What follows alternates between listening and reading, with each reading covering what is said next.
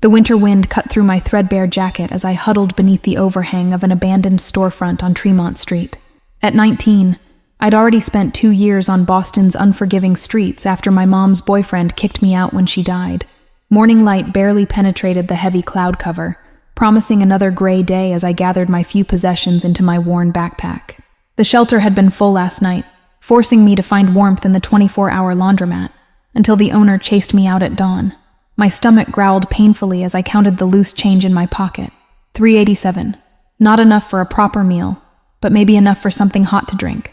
The corner cafe sometimes let me sit if I bought something small, and the barista occasionally slipped me day-old pastries when her manager wasn't looking. Fairmount Park sprawled before me as I took a shortcut toward the cafe, frost glittering on bare branches like tiny diamonds. Despite my circumstances, I couldn't help appreciating the peaceful beauty of early morning, when the city seemed to hold its breath before the daily chaos began. A child's delighted laughter broke the silence, drawing my attention to a little boy playing near the frozen pond. His bright blue coat stood out vividly against the monochrome landscape as he ran along the path, a carefree smile lighting up his face. No adult seemed to be watching him, which struck me as odd for this neighborhood known for its dangerous reputation. The boy appeared to be about 6, too young to be alone, especially near ice that might not be fully frozen. My heart stopped when I saw him dart toward a squirrel, his small feet hitting a patch of black ice hidden beneath a dusting of snow. Time seemed to slow as he tumbled forward, his head striking the corner of a stone bench with a sickening sound that carried across the empty park. I was running before I even realized I'd moved, my own hunger and cold forgotten as I reached the crumpled form in the blue coat. Blood seeped from a gash on his forehead, staining the pristine snow crimson, and his eyes remained closed despite my gentle attempts to wake him. "Hey, little guy, can you hear me?" I called, carefully checking his pulse the way I'd learned in a first aid class at the shelter. His heartbeat fluttered beneath my fingertips, present but unsteady, and his breathing seemed shallow and irregular. My fingers trembled as I searched his pockets for any identification, finding only a sleek phone that looked more expensive than anything I'd ever owned. The locked screen displayed a background photo of the boy with a stern-faced man in an impeccable suit, their matching green eyes the only indication they might be related. The emergency call option glowed at the bottom of the screen, and I pressed it without hesitation. A single contact appeared. Dad. No name. Just that single designation that somehow seemed more ominous than reassuring given the obvious wealth the phone suggested. When the call connected after just one ring, the voice that answered sent chills down my spine. Deep, commanding, with a subtle accent I couldn't place. "Theodore, where are you? You were supposed to wait with Mrs. Lancaster until I finished my meeting." "This isn't Theodore," I said, my voice shaking slightly from both cold and nervousness. "My name is Maya. I found a little boy who fell and hit his head in Fairmount Park near the pond. He's unconscious and bleeding. I think this is his father's number." The silence that followed was so absolute I thought the call might have dropped. Then the voice returned, harder now, with an edge that made the hair on my arms stand on end. "Is he breathing? Don't move him. I'm coming now." "Yes, he's breathing, but he needs medical attention right away," I insisted, cradling the phone while keeping my other hand on the boy's wrist to monitor his pulse. "I should call an ambulance." "No ambulance." He cut me off sharply. "No authorities. I'm 3 minutes away. Keep him warm. Don't speak to anyone who approaches you." The background noise suggested he was already moving, doors slamming and engines starting. Before I could respond, he spoke again, his voice slightly muffled as if addressing someone else. "Security breach at the park. Theodore is down. Get Sullivan and the medical team there now." Then back to me with chilling precision. "Exactly where are you?" "Near the east entrance, by the stone bench next to the pond," I answered, shivering as I removed my only jacket to cover the small, still form. "Please hurry. He hasn't moved or made any sound since falling." True to his word, barely 3 minutes later, the roar of powerful engines shattered the morning quiet.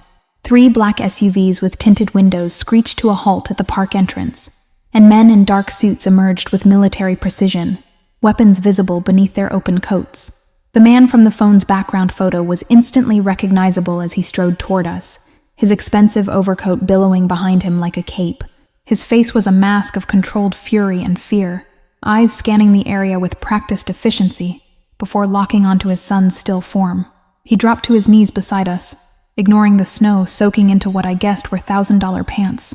"Theodore," he said, the name emerging as a prayer rather than a question, his hand gently touching the boy's face with a tenderness that seemed at odds with his intimidating presence. "He slipped on ice," I explained, suddenly feeling like an intruder in this private moment. "His head hit the corner of the bench. He hasn't woken up at all. I kept his neck still in case there's a spinal injury." His eyes met mine for the first time, green like his son's, but harder, assessing me completely in one glance. My homeless appearance, my thin frame, the smudges of dirt on my clothes, nothing escaped his notice, yet his expression remained unreadable as a man in a suit approached with a medical bag. "Mr. Knight," the medic said quietly, kneeling on the boy's other side. "Initial assessment shows a concussion and possible hypoglycemia. We need to stabilize him before transport." As the man worked, securing a neck brace and checking vital signs, the father never took his eyes off his son, the scar along his jaw whitening as he clenched his teeth. I found myself in the back of one of the SUVs, sandwiched between armed men in suits as we sped toward Massachusetts General Hospital, with sirens blaring from an escort vehicle. My presence seemed forgotten, as the father, Mr. Knight, cradled his unconscious son against his chest in the front passenger seat. The hospital staff clearly recognized Mr. Knight when we arrived, immediately directing us to a private wing with security checkpoints and hushed voices. I followed awkwardly, unsure of my place in this unfolding drama, but unwilling to abandon the little boy until I knew he was safe. "You found him," a nurse said softly as I lingered in the corridor outside Theodore's room. "Mr. Knight doesn't trust many people with his son, but he asked that you stay until he can speak with you."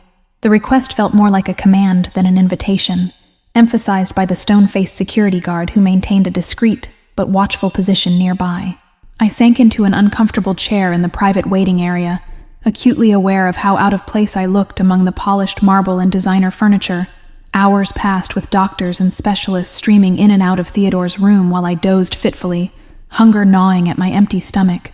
A sympathetic nurse brought me a sandwich and coffee, whispering that it was on the house, though her quick glance toward Mr. Knight's security detail suggested otherwise. "Maya," his voice startled me awake from half-sleep, deep and controlled, yet somehow less threatening than before. Mr.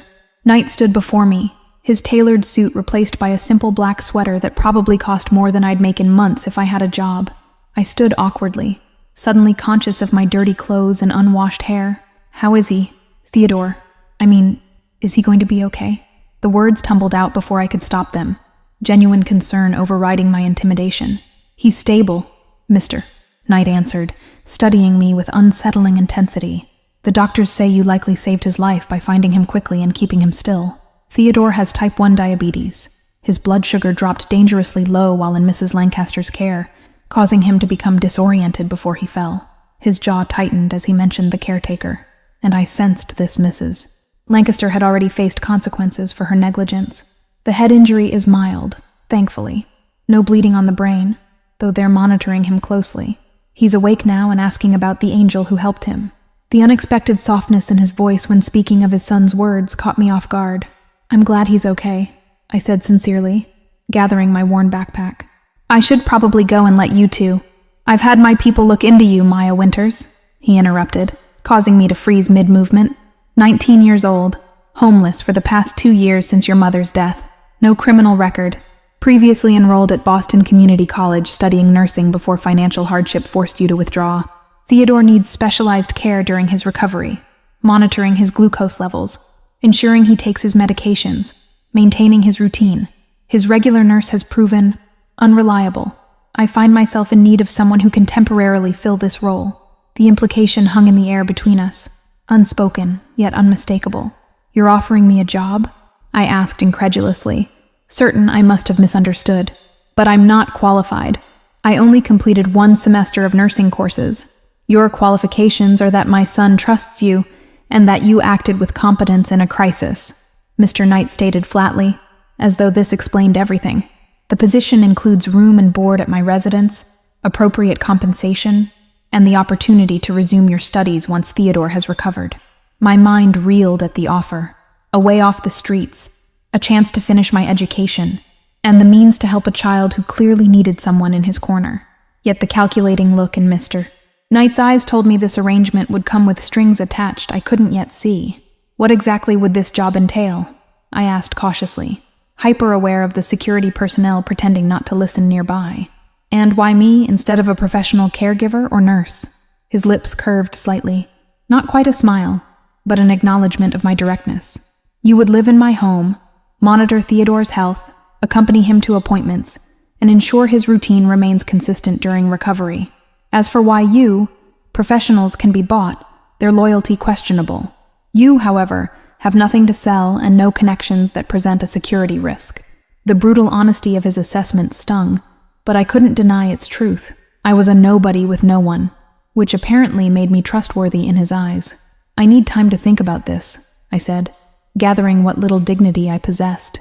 Your alternative is returning to the streets in the middle of Boston's coldest winter in a decade, he replied, checking his watch. Consider quickly, Ms. Winters. My driver will take you to my residence regardless. Theodore wishes to thank you personally when he's released tomorrow morning. 24 hours later, I stood in the marble foyer of a penthouse overlooking Boston Harbor, sunlight streaming through floor-to-ceiling windows that showcased a panoramic view of the city I'd only ever seen from ground level. Mr. Knight, who I now knew was Alexander Knight, led Theodore into the apartment, one hand protectively on his son's shoulder. Angel, Theodore exclaimed when he saw me, breaking free from his father's grip to wrap his small arms around my waist. The unexpected warmth of his embrace brought tears to my eyes that I quickly blinked away before his father could notice. Alexander showed me to my quarters, a guest suite larger than any apartment I'd ever lived in, with its own bathroom featuring a shower big enough for 3 people and a soaking tub positioned before yet another stunning window. Your clothes will arrive shortly, he said, noting my confusion at the empty closet. Before I could ask what he meant, a woman entered carrying several garment bags and boxes. I'm Claire, Mr. Knight's assistant, she explained efficiently. I've brought a selection based on the measurements and preferences we could determine. The blue would be appropriate for dinner tonight. My shock must have shown on my face because Alexander actually chuckled, the sound surprisingly warm from such an intimidating man. You'll find I value efficiency, Ms. Winters. Dinner is at 7. Claire will show you Theodore's medical regimen in the meantime. Over the following days, I settled into a routine that felt surreal compared to my previous existence. Mornings began with checking Theodore's glucose levels, preparing his carefully portioned breakfast, and administering his medication under the watchful eye of a private physician who visited daily. Did you always want to be a nurse? Theodore asked one afternoon as we worked on his schoolwork in the sunlit study. His recovery had been swift, his resilience remarkable for a child who'd experienced such trauma. Since I was about your age, I answered, helping him with a math problem. My mom got sick when I was little, and the nurses who took care of her were so kind to both of us. I wanted to help people the same way. Theodore considered this thoughtfully, his green eyes, so like his father's but softer, unburdened by whatever hardened Alexander's gaze, studying me intently. Dad says you were sleeping outside before you found me. Why didn't you have a home? The innocent question caught me off guard, and I searched for an age-appropriate explanation. Sometimes grown-ups have bad luck and lose their homes. My mom passed away, and I didn't have anyone else to help me for a while. But now you have us, he said with the simple certainty of childhood, returning to his multiplication tables. The statement lingered in my mind long after our study session ended, a dangerous comfort I couldn't afford to embrace. Sit, he said, closing the laptop before him. When I complied, he poured 2 glasses of amber liquid, sliding one toward me. You've adjusted well to this arrangement. Theodore speaks highly of you. The unexpected praise warmed me more than it should have. He's a remarkable child, I replied honestly. Intelligent, resilient, kind, qualities that must come from his mother. The moment the words left my mouth, I regretted them. Alexander's expression darkened momentarily. His mother abandoned him when he was 2, shortly after his diabetes diagnosis. She found a sick child inconvenient to her lifestyle and social ambitions. The bitterness in his voice revealed more emotion than I'd witnessed from him before. I'm sorry, I murmured, taking a small sip of what turned out to be expensive whiskey. That explains why he's so accepting of change. He's learned to adapt to abandonment. His eyes narrowed slightly, assessing me with new interest. You're perceptive, Ms. Winters, perhaps too much so. He leaned forward, his gaze intense. What have you deduced about my business during your stay here? The question felt like a test, one with potentially dangerous consequences for a wrong answer. That it's complex and far-reaching, I said carefully. Import, export, property development, various legitimate enterprises that require significant security and discretion. A hint of amusement touched his features, a diplomatic assessment. And the men who visit late at night? The conversations that stop when you enter a room? The weapons carried by my security team? I met his gaze directly, abandoning pretense. That your legitimate businesses might coexist with other interests. Interests that make you enemies and Theodore a potential target. Why else would a 6-year-old need armed guards to visit a park? Perceptive indeed, Alexander replied, his expression giving away nothing as he leaned back in his chair. Boston's Knight family has controlled certain aspects of this city's commerce for 3 generations. We provide protection, ensure fair business practices, and maintain order where legal channels fall short. The euphemisms didn't disguise the truth. I was living in the home of a major crime boss, caring for his son, and becoming dangerously comfortable with both. Why are you telling me this? Wouldn't it be safer for me to remain ignorant? Safety is an illusion, Maya, he said, using my first name for the first time. The moment you saved Theodore, you entered my world. Knowledge might be your only protection if certain situations arise. The following morning, a tense atmosphere permeated the penthouse as I prepared Theodore's breakfast. Security personnel moved with heightened vigilance, speaking in hushed tones that immediately ceased when I approached. Something's wrong, I whispered to Claire when she arrived with Theodore's updated medication schedule. Everyone's acting strange, and Alexander canceled our plans to visit the Science Museum today. Claire's normally composed expression faltered briefly. The Petrovs, a rival organization, have made certain statements regarding Mr. Knight's business interests. It's merely precautionary to keep Theodore home today. Despite the reassurance, I noticed additional security positioned throughout the building and caught fragments of conversation about increased patrols and vulnerability assessments. Whatever threat the Petrovs posed, Alexander was taking it seriously. 3 days later, Alexander relented to Theodore's persistent pleas to visit the New England Aquarium, though he insisted on elaborate security measures that seemed excessive even by his standards. 6 men accompanied us, positioned strategically around Theodore and me as we moved through the exhibits. "Look, Maya," Theodore exclaimed, pressing his small hands against the glass of the giant ocean tank, where colorful fish swirled in mesmerizing patterns. "That one looks like it's wearing a mask just like the superheroes in my comics." I smiled at his enthusiasm, momentarily forgetting the armed men watching our every move. "That's a queen angelfish. See how the dark circle on its forehead looks like a crown? In the wild, they help keep coral reefs healthy by eating organisms that could damage them." Theodore's face lit up with this new knowledge, and for a brief, precious moment, he was just a regular kid enjoying an aquarium trip, rather than the closely guarded son of a powerful man with dangerous enemies. That illusion shattered when I noticed a man watching us too intently from across the exhibit. "We need to go," our head security guard muttered into his earpiece, suddenly moving closer to Theodore and me. Possible Petrov associate identified near the penguin exhibit, initiating extraction protocol. Before I could process his words, Theodore was swept up by one guard, while another gripped my arm firmly, guiding us toward a service entrance I hadn't noticed before. The practiced efficiency of their movements suggested this scenario had been rehearsed repeatedly. As we rushed through the back corridors of the aquarium, a commotion erupted behind us, shouting, the sound of something heavy falling, then 3 sharp cracks that my mind refused to identify as gunshots despite knowing better. Theodore's face paled with fear as he clung to the guard carrying him.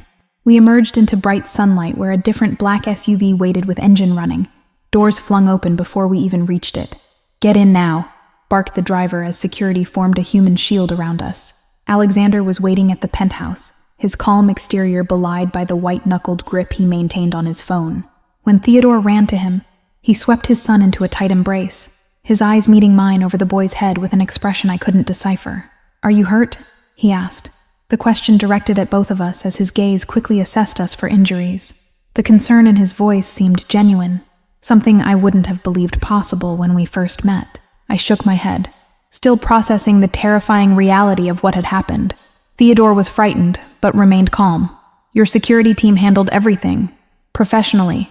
I chose my words carefully, aware of the child still clinging to his father. Later that night, after Theodore had finally fallen asleep, with the help of a children's meditation recording I'd discovered calmed his anxiety, Alexander found me on the terrace. The city lights sparkled below us like fallen stars, beautiful and distant from the violence that had nearly touched us hours before. They were targeting him, Alexander said without preamble, his voice tight with controlled rage. The Petrovs thought taking my son would give them leverage in our ongoing negotiations over the harbor shipments. The clinical way he discussed what would have been Theodore's kidnapping or worse sent a chill through me despite the warm spring evening. How can you live like this? How can you raise a child knowing he'll always be a target because of your business? Alexander's jaw tightened, the scar along it whitening slightly. You think I haven't considered alternatives? Every decision I've made since Theodore's birth has been to secure his future, to build something that will protect him long after I'm gone. I turned away, unable to reconcile the gentle father who read bedtime stories with the man who commanded an organization capable of violence I couldn't even imagine. And what happens to him if you're arrested or killed? Does he inherit this dangerous legacy whether he wants it or not? That's why he needs people who see him, not just my name, Alexander said quietly, moving to stand beside me at the railing. People like you, who care for him as Theodore, not as a knight. The implication hung between us, the unspoken suggestion that my temporary position could become something more permanent. I can't be part of this world, Alexander. The violence, the constant fear. I saved Theodore because no child deserves to suffer, but I never intended to enter this life. His hand covered mine on the railing, warm and surprisingly gentle for someone so dangerous. Yet here you are, 6 weeks later, still calling my son by a nickname only you use, still researching diabetic-friendly recipes that might tempt him when his appetite wanes, still singing him to sleep when nightmares wake him. Tomorrow, Alexander said after a long silence, I'm transferring $500,000 to an account in your name, enough to complete your education, secure housing, start a new life anywhere you choose. My driver will take you wherever you wish to go. The offer stunned me. Financial security beyond anything I'd imagined. Freedom from the streets that had been my reality for 2 years. You're letting me go? Just like that? His expression remained unreadable in the dim light. I protect what matters to me, Maya. Sometimes that means letting it choose its own path. He turned to leave, adding quietly, Theodore will be told you had a prior commitment.